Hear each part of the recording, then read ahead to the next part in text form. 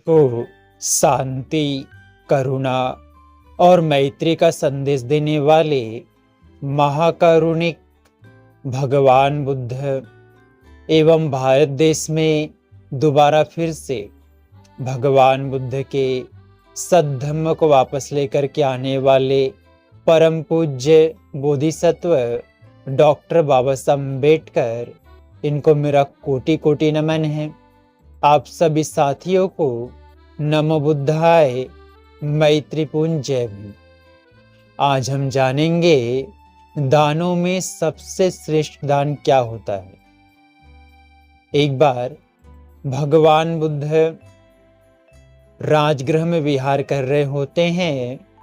उस समय बहुत सारे भिक्षु भिक्षुणियां, उपासक उपासिकाएं एक जगह में एकत्रित होते हैं और चर्चा करने लगते हैं कि संसार में सबसे श्रेष्ठ दान क्या होता है। कोई कहता है भोजन का दान श्रेष्ठ होता है, कोई कहता है कपड़ों का दान श्रेष्ठ होता है, कोई कहता है धन का दान श्रेष्ठ होता है, कोई कहता है भवन का निर्माण श्रेष्ठ होता है, कोई कहता है, और भी तरह तरह के दानों की चर्चा होने लगी। तो सभी अलग अलग प्रकार से दानों के बारे में बताने लगे कि ये वाला दान सबसे ज़्यादा श्रेष्ठ है, ये वाला दान सबसे ज़्यादा श्रेष्ठ है। उसी समय भगवान बुद्ध वहाँ पे आते हैं। तो भगवान बुद्ध के आने के बाद में उनके लिए वो लोग बैठने का आसन लगाते हैं। भगवान जब बैठ जाते हैं तो उन्हें 3 बार पंचांग प्रणाम करके अभिवादन करके भगवान से प्रश्न करते, भगवान इस संसार में सबसे श्रेष्ठ दान क्या होता है। तब भगवान बुद्ध कहते हैं कि संसार में जो सबसे श्रेष्ठ दान होता है वो होता है धम्म का दान। धम्म का दान ही संसार में सबसे श्रेष्ठ दान होता है, क्योंकि जब धम्म को सुनकर के कोई व्यक्ति अपने दुखों का अंत करता है तो अपने जीवन को सार्थक बना लेता है, अपने जीवन को अच्छा बना लेता है। इसलिए धम्म का दान सभी दानों से बढ़कर होता है। धम्म का रस सभी रसों से बढ़कर होता है और धम्म का अभ्यास सभी अभ्यासों से बढ़कर होता है।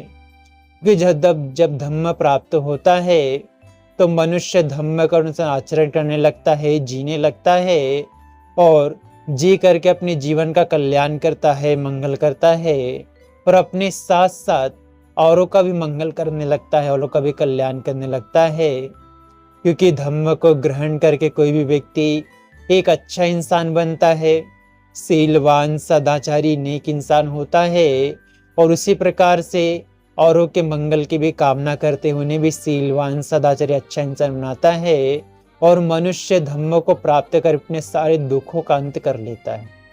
इसलिए भगवान बुद्ध कहते हैं कि धम्म का दान सभी दानों से श्रेष्ठ होता है। ऐसी गाथा कहते हैं, सब दानं धम्म दानं जिनादि, सब रसंग धम्म रसंग जिनाते।